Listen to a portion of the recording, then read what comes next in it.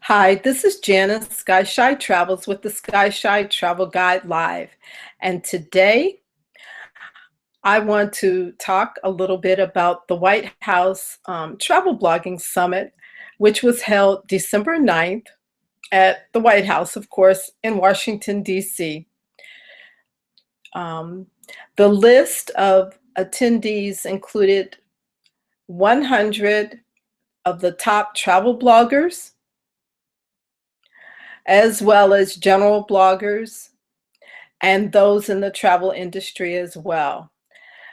It is my understanding that they were looking for influential bloggers to spread the word about an upcoming initiative to encourage students to travel abroad during college and university years. The White House has an initiative to expand the global reach of education to all students. So their desire is to diversify not just white students, but also African American students, Latin students, Asian Pacific Islanders, and Native Americans. Those were some of the different demographics that were discussed during the conference.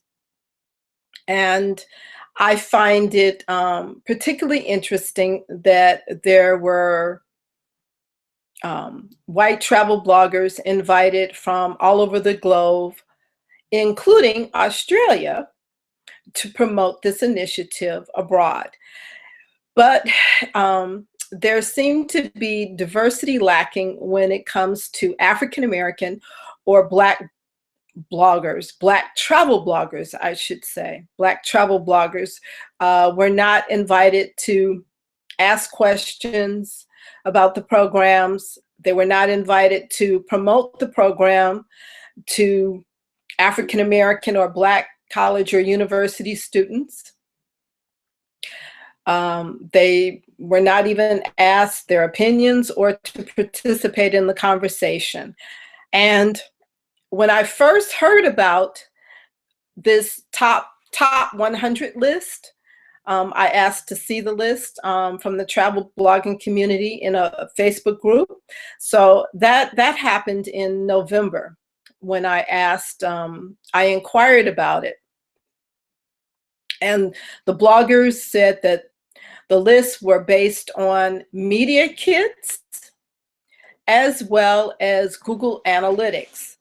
And they said that none of the Black travel bloggers or African American bloggers had enough influence or readership, or we're not influential, which to me seems very strange, because I guess the Caucasian bloggers believe that African Americans are going to listen to them for travel advice to go abroad, and maybe we're not necessary. I'm not really sure what their thinking is.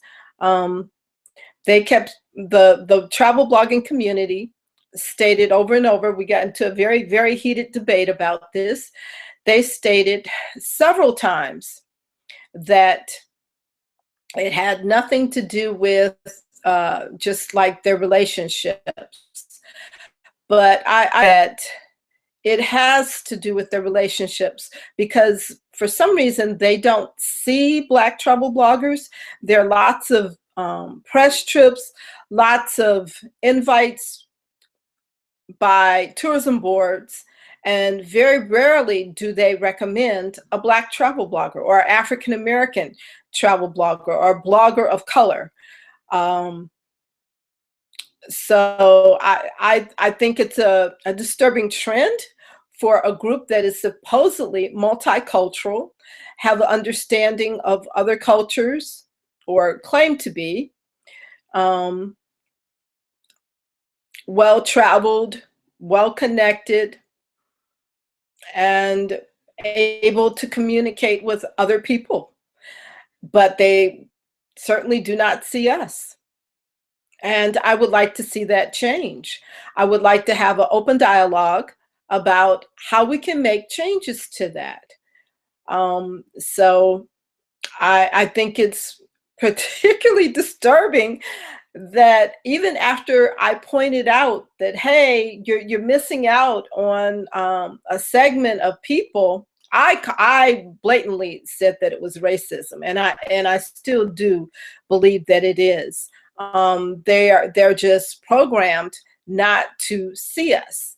So their top 100 blogger list had, I believe, one person of color, Latino, and one Asian. So that is certainly not diversity. But there were no African Americans, no Black travel bloggers that were included. And we have been discussing this among us. So some of those that should have been invited to the White House Travel Blogging Summit that can reach the African Black community that is global, to encourage us to travel more, because I believe, according to the White House stats, only 5% of African American students travel abroad, and it was the lowest number. If the White House truly wants to reach American students or Black students, we're inviting you to connect with Black travel bloggers. It is very important that we not be left out of the conversation again or in the future. So I strongly invite the White House committee, if they're holding another summit, or if they want to reach our community, if they want to reach African American students, please reach out to Fly Brother Ernest White II. He has studied abroad, and he also did a gap year.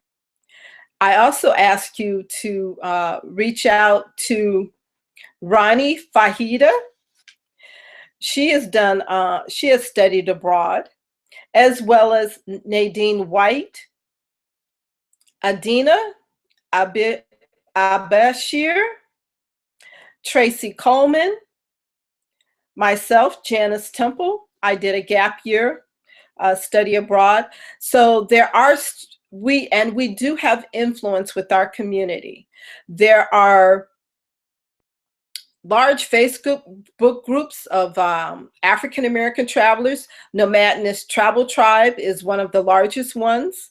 They have about 8,000 members around the world. If you want to influence young African American and Black millennials to travel, Nomadic Travel Tribe is certainly a group to connect with. Another group is I Love to Globetrot. Nicole Brewer, she studied in Oman, working on a master's. So she definitely has done study abroad. And her partner, Renee Evans, is now teaching in Sydney, Australia, which is another option. So there are large groups who are seeking information about teaching abroad, which is another way, not just being a student, which is another way to break down the barriers. And for people, African Americans, Blacks, to be able to employ themselves and to travel and to learn about other cultures as well. And besides Nomadness and I Love to Globetrot, the other large group is Travel Noir. And they are reaching millennials on Instagram and Vine. So I invite the White House travel blogging community to reach out. And I also ask that the travel blogging community in general open up more and be more receptive to the Black and African American travel bloggers. And now I'm going to play a little clip from the White House Travel Blogging Summit.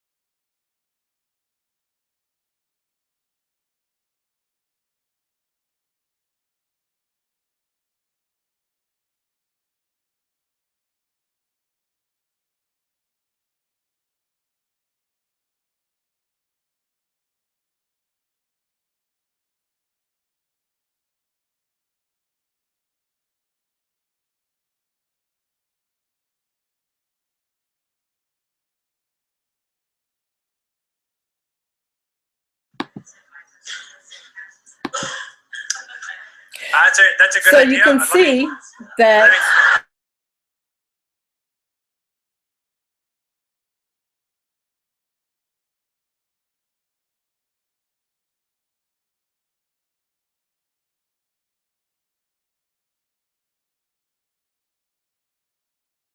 Summit has stated that they are looking at ways to increase the cost of college education, that loans and grants will be part of the study abroad program, and that it is one program. It's not a separate program. So part of college and university study will include the study abroad program. So I encourage African American and Black students to go to the study abroad program office and inquire about going to spend a semester the summer, a year in another country, learn a language, and gain those valuable global skills that will help you to compete in the marketplace and the workforce once you exit. And so if you have any comments, please put them below in the comment sections, any questions. If you found this information helpful, give me a thumbs up and also subscribe. And I will see you next Tuesday. Ciao.